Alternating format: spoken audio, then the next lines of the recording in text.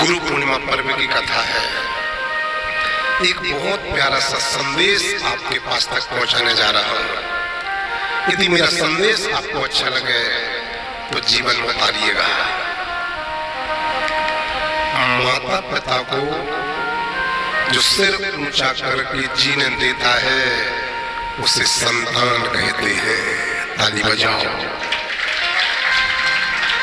माता पिता का जो सिर ऊंचा करके अपने माता पिता को जीने देता है संसार में उसे संतान कहा जाता है।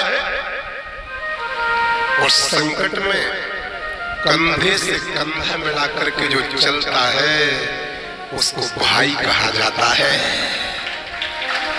जो कंधे से कंधा मिला करके चलता है संकट में, विपत्ति में, दुख में, परेशानी में, उसे भाई कहा जाता है। सदा सुख में और दुख में भागीदार बने और निर्धनता और तंगी में जो हमेशा हंसते हुए साथ निभावे उसे घर में पत्नी कहा जाता है। कम या ज्यादा देने पर भी जो हमेशा संतोषी बनकर के खुश हो जाए उसका नाम भाई और बहन होता है। मेरे प्यारे, चाहे कितने भी मतभेद क्यों ना हो जाए फिर भी साथ में बैठ करके जो बात विवाद को समाप्त कर देवे, सुधार देवे, उसका नाम कुटुंब परिवार होता है। अपने घर की बातें घर तक, अपने कुटुंब की बातें दीवार के देहरी के अंदर तक। मतभेद बहुत हो जाए लेकिन अपने घर की बातों को जो बाहर न आने देवे, अंदर ही समझौता कर लेवे, अंदर ही सुधार लेवे, अंदर ही बैठ करके एकजुट होकर के समाधान कर लेवे, उसी का नाम कुटुंब और परिवार होता है। किसी भी तरह के संकट में या दुख में जो साथ देते हैं उनका नाम सगे संबंधी होता है। और विपरीत परिस्थिति में भी जो आपका साथ न छोड़े उसे मित्र कहा जाता है, उसे दोस्त कहा जाता है, उसे सखा कहा जाता है। इन प्रेजेंट भाषा उसको फ्रेंडशिप कहा जाता है। अंदर ही अंदर पांव न खींचकर बाहर के संकट में एक होकर के साथ निभावे उसे समाज कहा जाता है। और अन्य धर्मों में अनावश्यक हस्तक्षेप न करे उसे सत्य सनातन धर्म कहा जाता है। मेरे प्यारे,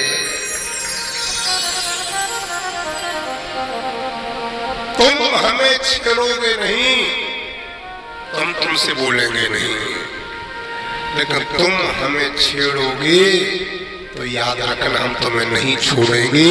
इस सनातन धर्म का सिद्धांत कहता है तुम छेड़ना हम नहीं बोलेंगे, लेकिन तुम यदि छेड़ोगे, तुम हमारे धर्म के बारे में कुछ भी कहोगे, अलग-अलग प्रलाप करोगे, अलग-अलग वार्तालाप करोगे, तो फिर सनातन धर्म चुप नहीं रहता है।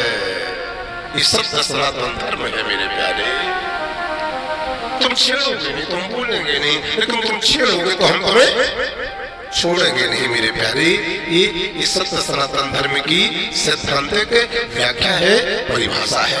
मेरे प्यारे, एक बात और कहनी है, कहूं कि ना? बोलो ना, कहूं? बोलो ना। सिर हिलाओगे तो कहूंगा, ऐसा कहोगे तो आगे बढ़ जाऊंगा। कहूं?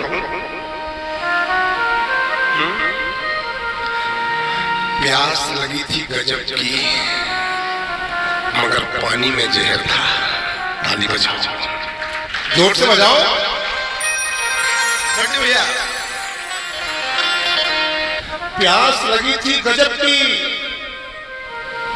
मगर पानी में जहर था।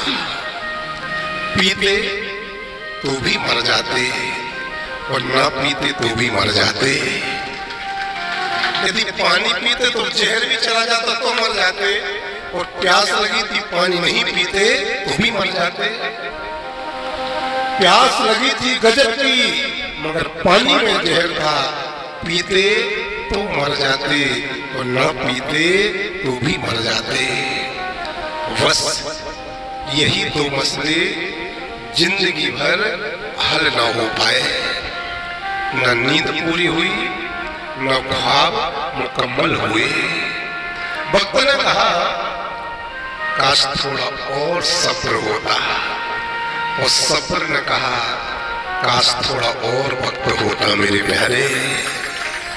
शिकायतें तो बहुत हैं जिंदगी से, रुक भैया, शिकायतें तो बहुत हैं जिंदगी से, पर चुप इसलिए हूं कि जो दिया तूने बहुतों को वो भी नसीब नहीं होता मेरे प्यारे। जो दिया तूने जिंदगी मेरे लिए वो भी बहुत लोगों को नसीब नहीं होता। ये व्यास गादी सबको नसीब थोड़ी होती है। यदि बहुत कुछ नहीं मिल पाया होगा तो मुझे उसका दुख नहीं करना चाहिए, उसका शोक नहीं करना चाहिए, उसके नहीं रोना चाहिए। जो मिला है कम से कम उसका तो आनंद ले में, क्योंकि मुझे व्यास गादी मिली है। इस व्यास गादी पर बैठने को तो बड़े बड़े ब्रह्मवेत्ता, बड़े बड़े साधक, बड़े बड़े तपस्वी, बड़े बड़े सिद्ध, देश का प्रधानमंत्री और प्रदेश का मुख्यमंत्री भी तरसता है मेरे प्यारे। मुझे वो व्यास गादी में बैठने को मिली है, उस व्यास गादी पर बैठने को मिला है कि जिस व्यास गादी के समक्ष देश का प्रधानमंत्री आता है तो वो सिर झुकाता है, वो पालती लगा करके नीचे बैठता है। तो जो मुझे मिला है ना वो बहुतों को नसीब नहीं होता, इसलिए मुझे जिंदगी से कोई शिकायत नहीं है, कोई शिकायत नहीं मुझे। बस यही कहूंगा, मुझे तुमने दाता